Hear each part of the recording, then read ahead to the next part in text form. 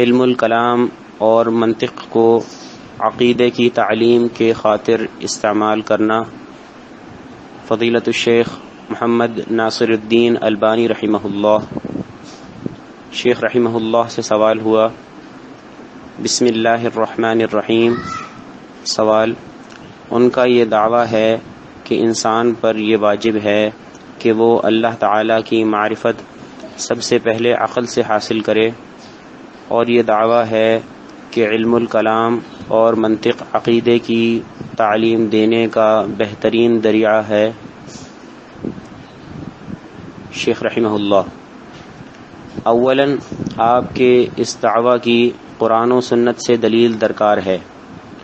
قل ہاتوا برہانکم ان کنتم صادقین، کہو کہ تم اپنی دلیل لاؤ اگر تم واقعی سچے ہو، اور یہ ان کے لیے ناممکن ہے۔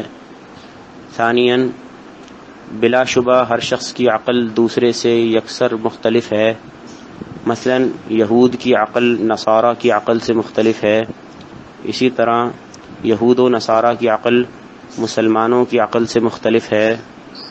خود مسلمانوں میں نیک مسلمان کی ایک گنہگار مسلمان سے عقل مختلف ہے، یہاں تک کہ ایک مسلمان عالم اور ایک جاہل مسلمان کی عقل میں بھی بہت تفاوت ہے، اور اسی طرح کی لامتناہی مثالیں دی جا سکتی ہیں۔ چنانچہ وہ کون سی عقل ہے کہ جس کے ذریعے ہم اپنے رب کی معرفت حاصل کریں؟ اس قسم کا کلام کسی سمجھدار انسان سے متوقع نہیں۔ ثالثاً، اگر عقل ہی اللہ تعالیٰ کی معرفت حاصل کرنے کے لیے کافی تھی تو پھر اتنا اختلاف کیوں ہے؟ اور اس سے یہ بھی لازم آتا ہے کہ انبیاء کرام علیہم الصلاۃ والسلام کو مبعوث کرنا اور کتابیں نازل کرنا یہ سب بیکار و بے مقصد تھا۔ سبحان اللہ، اللہ تعالیٰ اس سے پاک و منزہ ہے کہ ایسے عبث کام کرے۔ سبحانہ وتعالی عما یشرکون، اور اسی طرح یہ آیت بھی بے معنی ہو کر رہ جاتی ہے، وما كنا معذبین حتی نبعث رسولا، اور ہم اس وقت تک عذاب دینے والے نہیں جب تک اتمام حجت کے لیے رسول نہ بھیج دیں۔ اب اگر عقل ہی اللہ کی معرفت حاصل کرنے کا معیار ہے تو اس میں ایک عظیم اختلاف پایا جاتا ہے، پھر وہ کیا معیار و کسوٹی ہے کہ جس کے باعث ہم ایک عقل کو دوسری عقل پر ترجیح دیں، الا یہ کہ قرآن و سنت کی جانب رجوع کیا جائے۔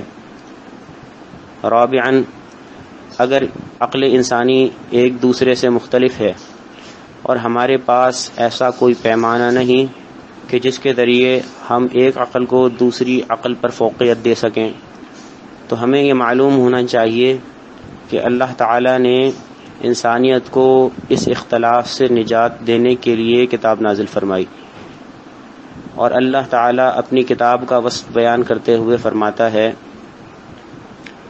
افلا يتدبرون القرآن ولو كان من عند غير الله لوجدوا فيه اختلافا كثيرا، کیا یہ لوگ قرآن پر غور نہیں کرتے؟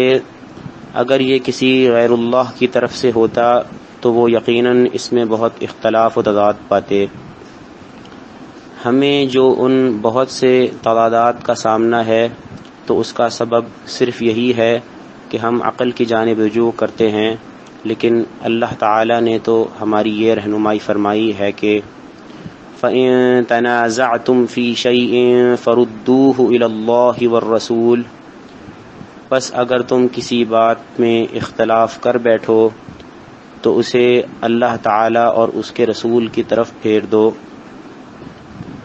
پس عقل کی طرف رجوع کرنا ایک ایسی چیز کی طرف رجوع کرنا ہے جو کہ غیر یقینی ہے اور ایک سے دوسرے شخص کے درمیان کم زیادہ ہوتی ہے۔